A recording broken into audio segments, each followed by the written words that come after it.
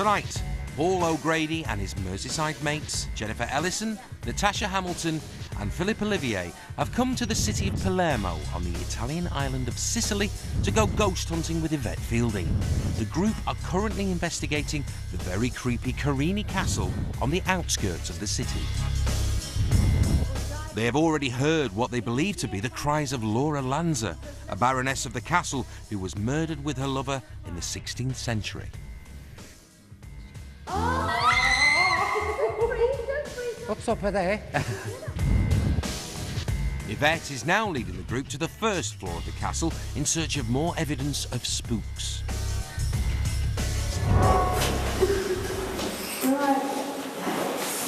Is there anybody here? This is the way to the Are there any spirit people here? There are. Please make a noise. However, Jennifer is looking to make contact with the spirits all on her lonesome in the very room where Laura is believed to have been stabbed to death. If there's any spirits, if Laura's here, can you please let me know?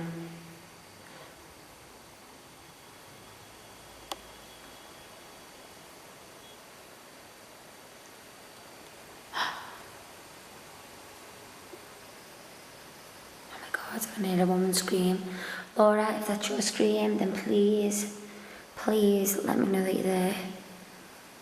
You've got nothing at all to be afraid of. Back on the first floor, Yvette, Phil, Natasha and Paul are becoming increasingly tense. It's me.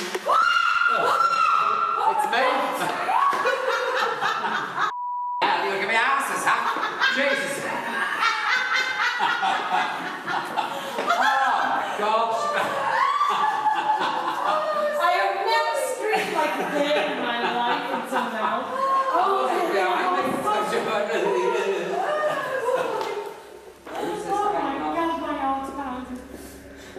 The blowing of Paul's nose has broken the tension felt by the group, but it doesn't disguise the fact that there are now other unexplained noises following Yvette and the guys. Was that you then? What? Did you just do that? Did you hear that? Yeah. Did you go? No. Yeah. I'm not in the habit of going. I know, but I just thought, just check. Did you realise that? Yeah, I did. I had a big from Did you in there? No. upstairs. If there isn't upstairs. Sorry, Jennifer. Thanks. Oh, hold on. If there's anybody here, please make a noise. Back in the bloody hand room, Oh, I can definitely hear voices, Jennifer's not only hearing things, she's starting to see things as well. Oh my God, there's a shadow on the wall. I can feel a presence in the room.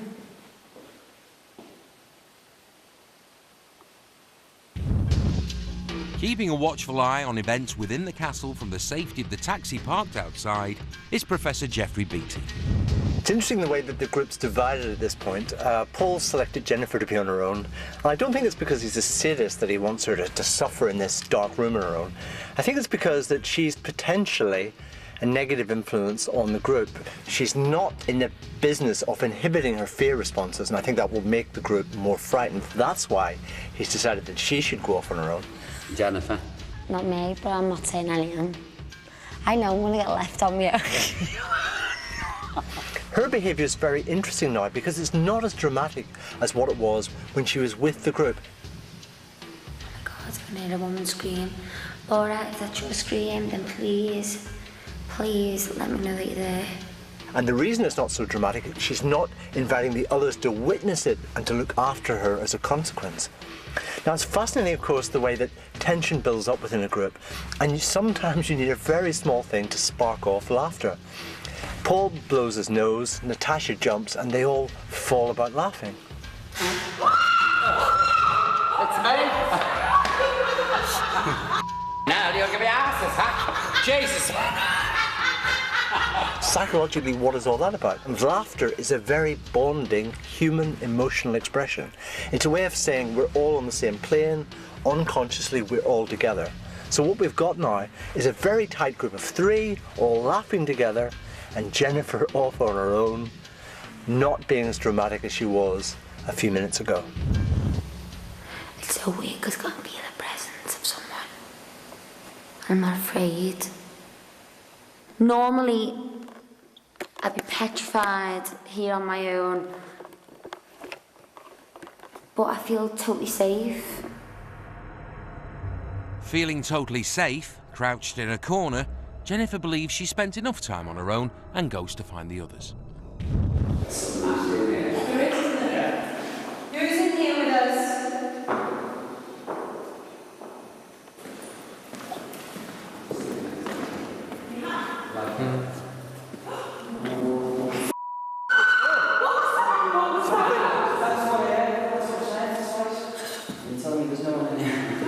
No, that's something, that's a chair moving. Yeah. Is there anyone here? Phil is now desperate to find a logical answer to the unnerving noises.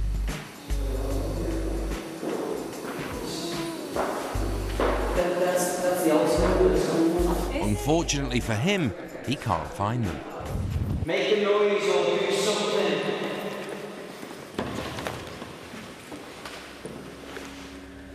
The only person doing anything is Jennifer, and she's now just arrived back from the bloody hand room. I felt so at ease in there. I kept on hearing a whistling noise, and I felt a presence. It wasn't a bad spirit. It's not a bad spirit that was in there. Good, that's really good.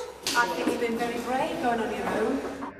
With the group reunited, Yvette proudly leads them back outside towards the next spooky challenge. Do you remember when we first walked in to the castle? Yeah. And I mentioned to you that there was an oubliette. Yeah. This is a place where people were thrown down there, they were left to die. These places are very haunted, very, very haunted. OK, so I want you to pick 2 people to go down the oubliette. We've got professional potholers. You're going to be lowered down. Well, I don't mind going. Do you fancy it? Yeah, go on, boys. All right, then, the boys, follow me. Ladies, stay out here, please. All right, girl. If you hear screams, get in here. I want to go down. I don't. The oubliette is located in the Great Hall. While the lords of Carini Castle entertained in this opulent space, a mere 16 feet below them lay those who had literally fallen from favour. This human hellhole was used as a torture chamber. Those who didn't die from being thrown down into the chasm would then be left without food and water to die, forgotten. On hand to lower Paul and Phil into the dark depth of this pit is the Sicilian Mountain Rescue Service. Once inside, Paul and Phil will be left entombed in this cavernous void with no way out. See ya. On a bit, yeah. Just need to let yourself go, I think. I'm letting myself go, but I'm wedged here like Tinkerbell on ropes. No, basta, è già passata. Go on, fella, blow me down. Okay. Comincia a calare piano. Watch yourself. Go on. Piano piano.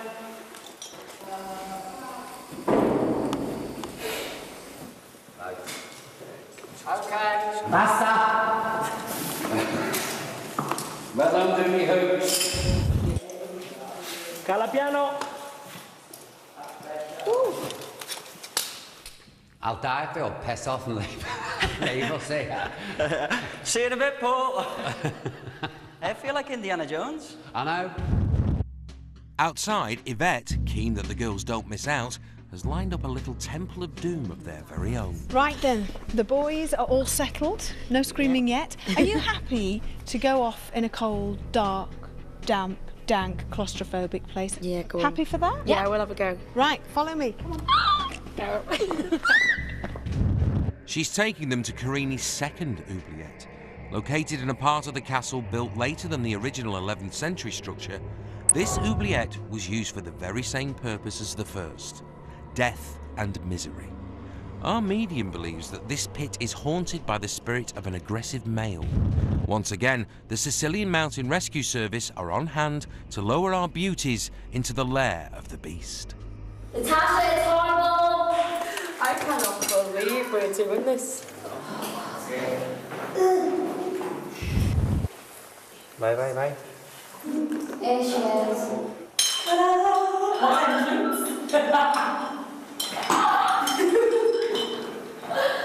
Oh, God. Down. Touchdown. Once our Merseysiders have touched down in their respective deathly tombs, the Sicilian mountain rescuers, anticipating what's about to happen, quickly get out, put on the lids, and leave. Okay. Is there anybody here? If anyone's here, make a sound. I'm about to throw a stone. Okay?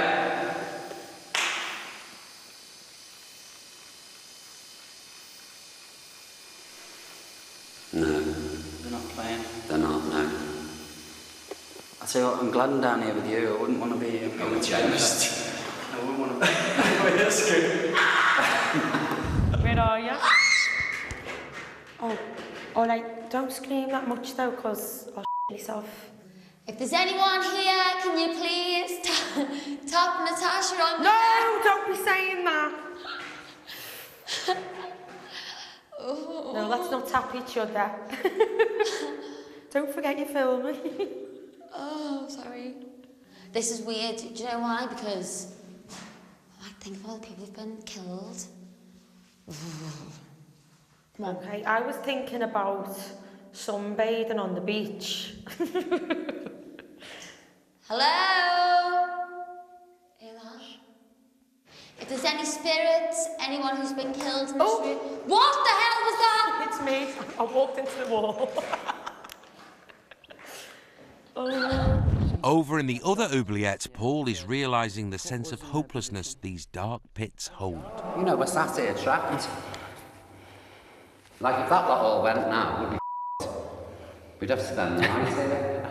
Christ. Don't mess. What's up? Did you throw that then? No. Didn't you? No, on my mother's grave. Are you no? I swear, on my life, I didn't chuck it. Honestly, Phil. All right, well, that's something... Seriously? Yeah, seriously. I'm not messing. Did something get chucked? Yeah.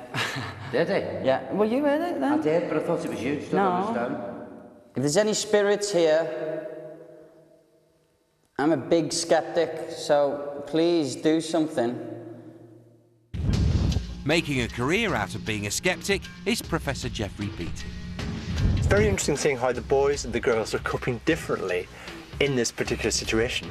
The boys are very quiet about the whole situation, very vigilant, watching what might be coming at them, allowing their imaginations to wander a little bit. But it's interesting that Paul doesn't talk about paranormal kinds of things, but the fear of being kind of locked in there. You know, we're sat here trapped. Like, if that lot all went now, we'd be The girls, on the other hand, are very different. Jennifer has got very loud again, and you can see that that's frightening Natasha enormously. It's very scary to be with someone who's not controlling their fear responses in any way. Where are you? Oh, alright, don't scream that much though, because I'll myself. Jennifer is the constant reminder that this is a frightening, very fearful situation. I'm actually stood up against the wall, as you can see.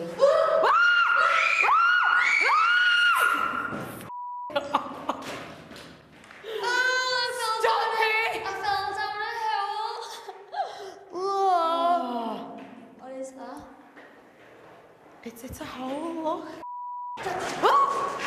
Jen, what are you doing?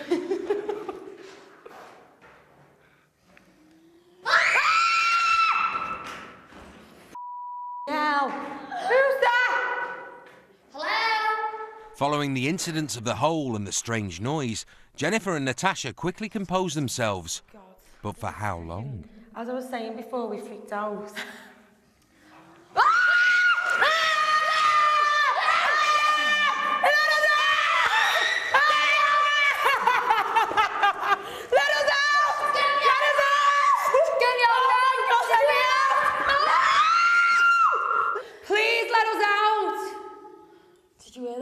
Yeah, I did. Stop it. Right, listen. It's out. Let us out. Guys, let us out. Open the door. No, we're not. Want to get out. That's it. I've had enough. I'm out. Coming up, Jenny's getting down with the spooks. Hello, it's a ghost. Natasha has second thoughts. Don't know if I can. Shut your eyes, Tash. Shut your eyes. Come on, come on. No, I definitely can't. I've got to go. I've got to go now. Can't.